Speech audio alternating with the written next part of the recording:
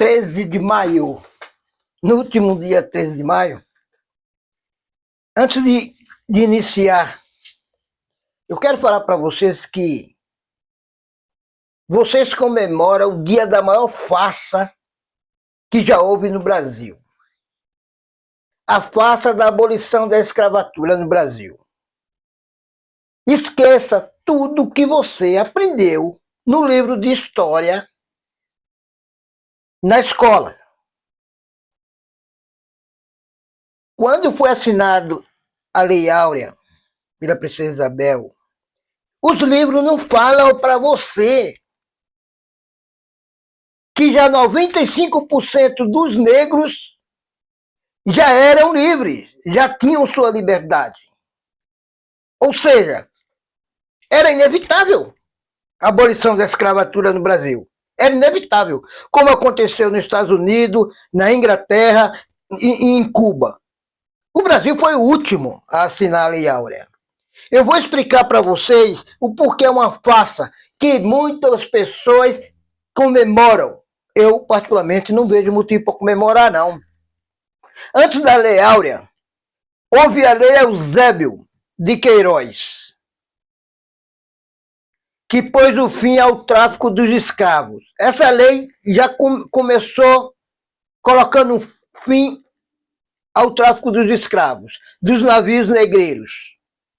Em segundo, em 1871, veio a lei do ventre livre, que toda criança, filha de escravas, que fosse nascida a partir daquele dia, já viria ao mundo livre. Depois tivemos a lei do sexagenário, que beneficiava os escravos com mais de 65 anos. Ou seja, esses escravos com 65 anos teriam que ser livres. Onde está a farsa dessa lei? Tudo isso começou a libertar alguns escravos no Brasil. Onde é que está essa farsa? Primeiro que já tinha 95% de escravos livres.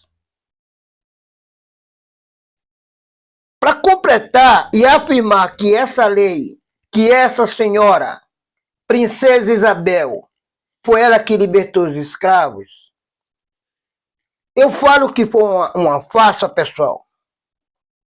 Porque a lei só libertou os escravos a partir do dia da promulgação da lei. Diferentemente de que houve nos Estados Unidos, de que houve na Inglaterra e do jeito que foi feito em Cuba.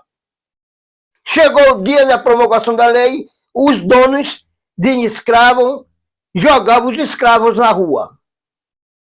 Contrário do que houve em Cuba e nos Estados Unidos e na Inglaterra.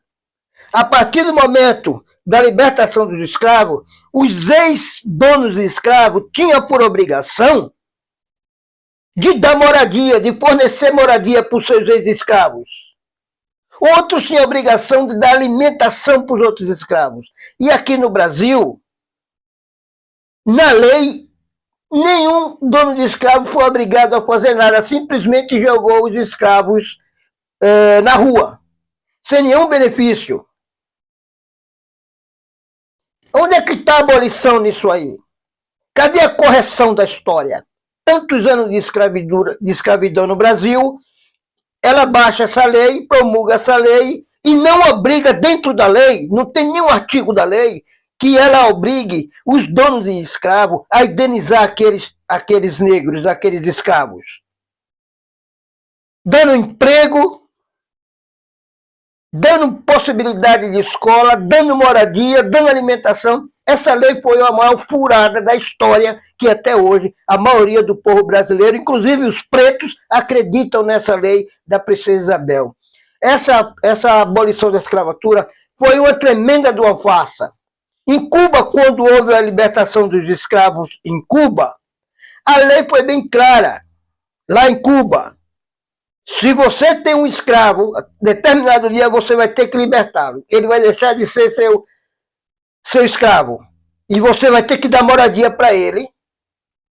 E vai ter que pagar para ele continuar trabalhando por você, pelo menos durante um determinado tempo, até que eles se autossustentem. Porque os negros não estavam preparados para ser jogados na rua sem as mínimas condições, sem educação, sem moradia.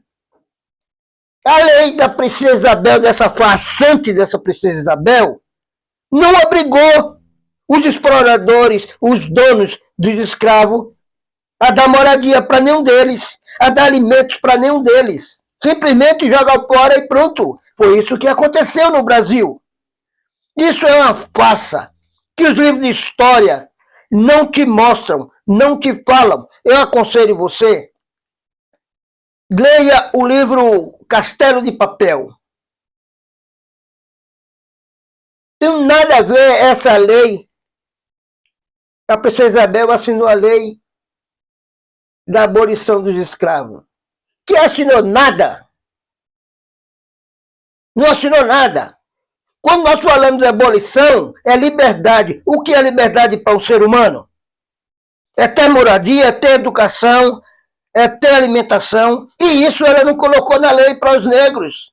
Ela não cobrou dos donos escravos que eles tivessem que pagar uma indenização pelos anos de escravidão que eles passaram por esses donos de escravos.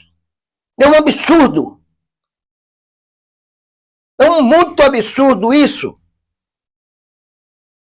Mas tudo bem. É o que nós aprendemos na escola, que ela foi que libertou os escravos.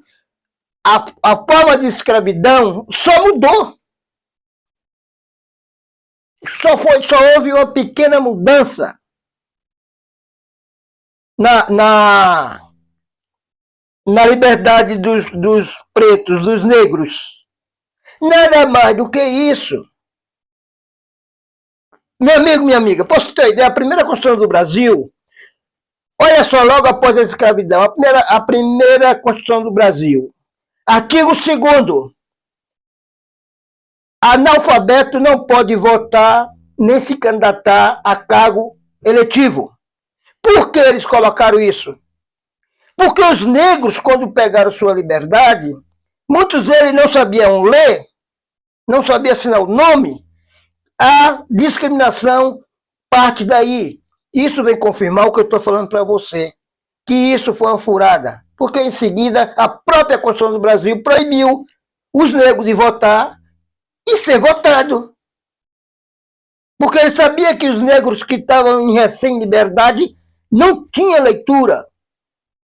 Não sabiam, senão sua grande maioria era analfabeto. É uma farsa sem tamanho.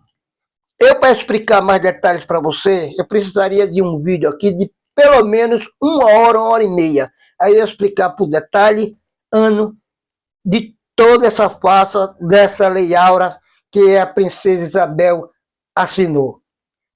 Leia, se você tiver condições, leia essa lei. Procure na internet essa lei e leia. Para você ver como foi falho essa lei. Começando pelo reconhecimento dos trabalhos forçados que os negros tiveram e não foi contemplado em forma de indenização pelos seus antigos donos. Agora vem com essa história para cima de mim. Ah, dia 13 de maio foi o dia da abolição. Que abolição o quê? Não houve. E não tem abolição no Brasil. E vamos parar com isso. Tá, o vídeo era só para isso mesmo. Para dar minha opinião e passar para vocês o meu conhecimento, que eu não fui nas escolas que eu aprendi, não. Eu tive que procurar, fora da escola, a verdadeira história da Lei Áurea, da Princesa Isabel e da abolição da escravatura no Brasil. Eu tive que procurar por iniciativa própria, em pesquisas literárias, para eu chegar a essa conclusão que foi uma farsa na assinatura da Lei Áurea. Fui, abraço.